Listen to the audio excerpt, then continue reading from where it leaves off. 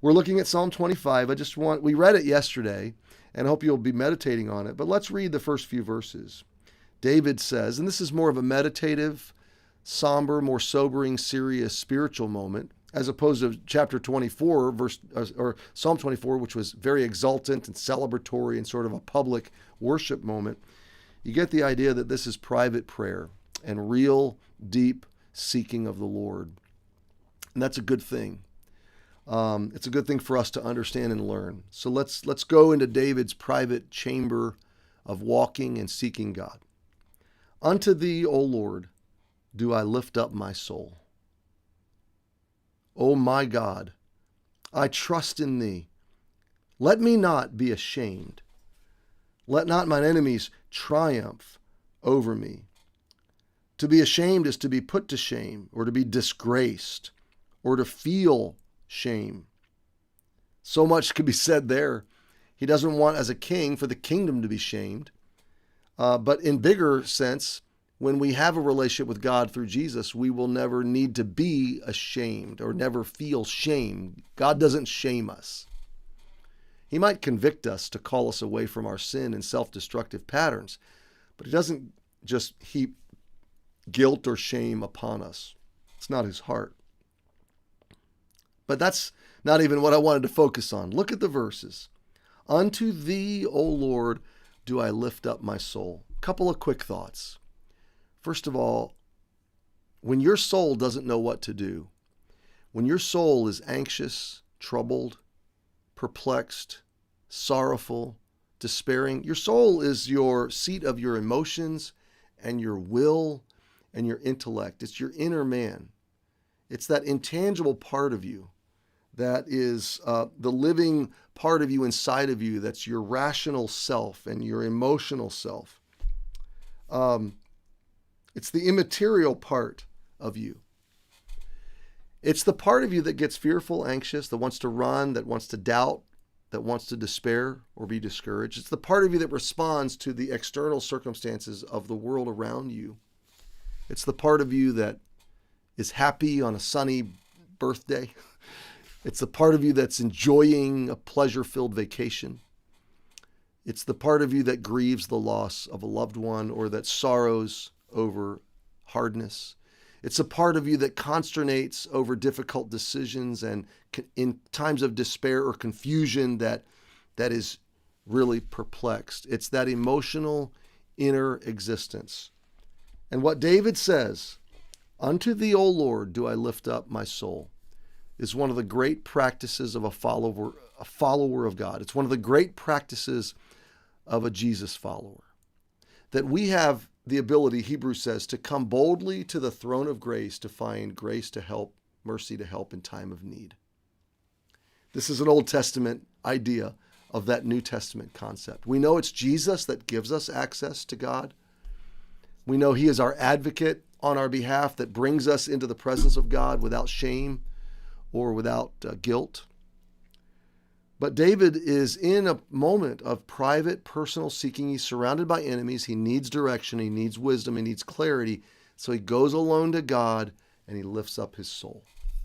What do you do when you're perplexed? Do you read a self-help book? Nothing wrong with a self-help book, but is that your first go-to? Do you go to a podcast looking for some little bit of insight? Do you go to, that's a bit self-defeating, isn't it? Because this is a podcast. Do you go to, your morning talk shows? Do you go to a friend? Now, in and of themselves, these may or may not be good or helpful or bad. I'm not saying that these are all bad or all good. I'm just saying, what's your first go-to response? My friend, this is it. This is the habit. When you are perplexed, worried, fearful, anxious, when you need guidance and direction, when you're overcome or overwhelmed, your go-to place is, Lord, I'm going to lift up my soul to you. I'm going to lift up my soul to you. When I had cancer, the doctors said, Cary, we can heal this, but you have to do exactly what we say. And first, you're going to need to come into the chemo center and sit in this ugly green chair for one day, full day, every 2 weeks. You're going to get here about 8 or 9 o'clock, and you're going to be here till 5 o'clock. And over the period of 8 hours, we're going to infuse you with 3 different kinds of chemicals, and you're going to have to trust us to do a work in you that is at first a deathly work. It's going to kill parts of you, but we're not going to kill you. We're going to kill cancer. And then we're going to restore you to health as we kill cancer, and then we're going to release you. But you got to trust us. I remember going in for that first cancer treatment, and I'll never forget that day. I was scared. I didn't sleep well that night. I was confident in the Lord, but my mind was still scared. And I remember my friend Eldon Lofgren meeting me at the doctor's office as I was going in that morning. He was there an hour early, and he was standing outside just waiting to pray. And he stood there and prayed with me. And then I remember my friends John and Sharon Nyer showing up at lunchtime with a glazed donut. Never was a glazed donut such a warm sight, welcoming sight. Even though I got sick later, I was so glad for that donut. It cheered me up at a hard moment. I remember sitting back in that chair and rolling up my sleeve, and for the first couple of infusions, I didn't have my port, so they used the IV. You know what I was doing? I was lifting up my body to the cancer doctors and saying, go to work in my body. And when you take a perplexed, anxious, fearful, worried, depressed, discouraged soul, and you lift it up to God, what you're saying is, God, this soul's in trouble, and I need you to work on this soul. And he will. So I wish I'd gotten into verse 2. I wanted to, but let's just leave it here today. Unto thee, O Lord, do I lift up my soul. Don't be careful about lifting up your soul to Facebook or Twitter or to talk radio or to the news stream.